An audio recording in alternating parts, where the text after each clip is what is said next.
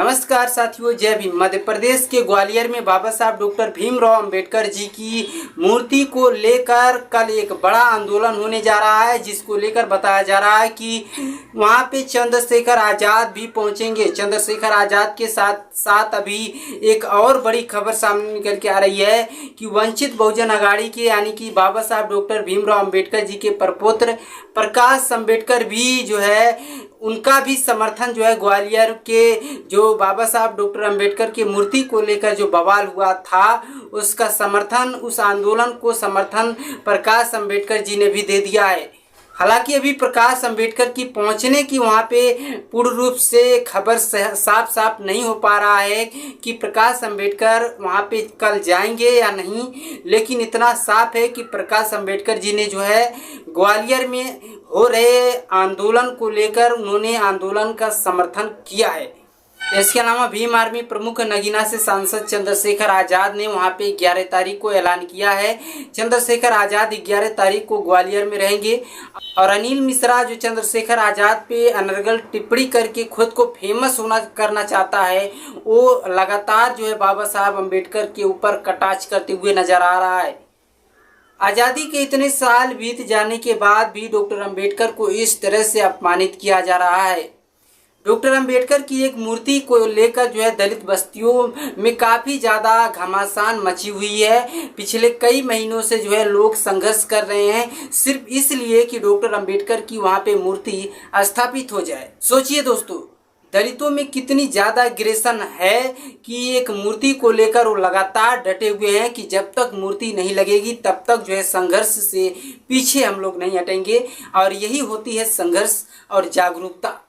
दलितों में पिछले 10 सालों से इतनी तेज़ी से जागरूकता आई है जिसका अंदाज़ा ना सिर्फ बुजुर्गों में लगाया जा सकता है, बच्चों में भी, बच्चों को देखकर भी अंदाज़ा ये लगाया जा सकता है कि जागरूकता दलितों में, पिछड़ों में किस तरीके से आई है।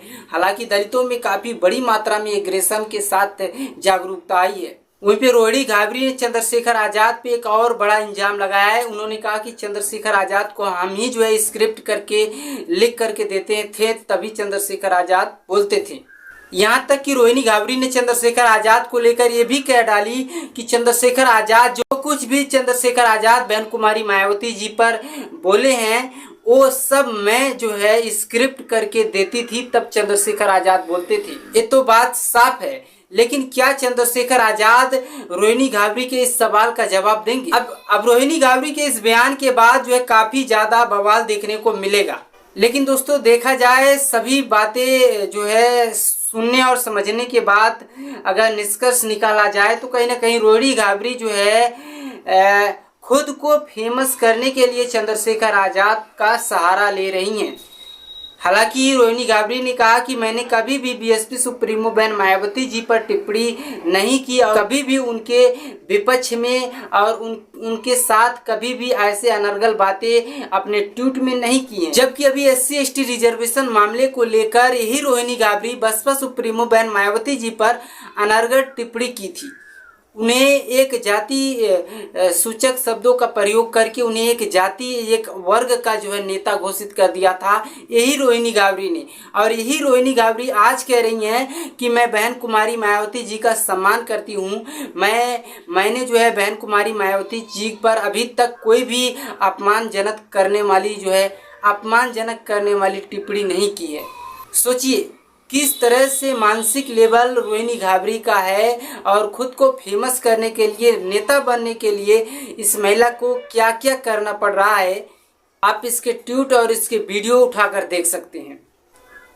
जाहिर सी बात है कि बहुजन समाज पार्टी का जो चर्चा ज़्यादा करता है या किसी भी पार्टी का कोई जब ज़्यादा उसके बारे में चर्चा करता है, उसके बारे में अच्छी अच्छी बातें करता है, किसी भी पार्टी का बात हो, चाहे वो व्यक्ति किसी भी पार्टी के बारे में कुछ भी बातें कर रहा हो, अगर वो पॉजिटिव बात कर रहा है, अच्छी बात कर रहा है, तो उससे एक ही निष्कर्ष निकाला जा सकता है कि या तो उस पार्टी में शामिल होना चाहता है या तो खुद को फेमस करना चाहता है।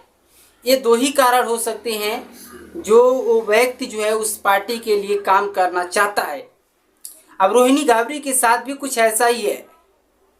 वो आज़ाद समाज पार्टी में जा नहीं सकती, भाजपा में जाएगी तो दलित का वोट उसे मिलेगा नहीं, कांग्रेस में जाएगी तो भी दलित का वोट उसे मिलेगा नहीं, और बिना दलित के वोट के कोई चुनाव भी नहीं जीत सकता, खासकर उत्तर प्रदेश में। तो ऐसे में रोहिणी घाबरी को कुल मिला जुला कर सारे अपमान झेलने के बाद, अपमान करने के बाद अब बसपा सुप्रीमो बहन मायावती जी उसको नज़र आ रही हैं। उसको लग रहा है, रोहिणी घाबरी को लग रहा है कि मायावती जी के साथ रहकर हमें भी एमपी एमएलए बनना चाहिए और राजनीति में जाकर, हालांकि राजनीति में जाना भी चाहिए, पढ़े लिखे लोगों को राजनीति में जाना चाहिए। और रोहिणी घाबरी जो है पीएचडी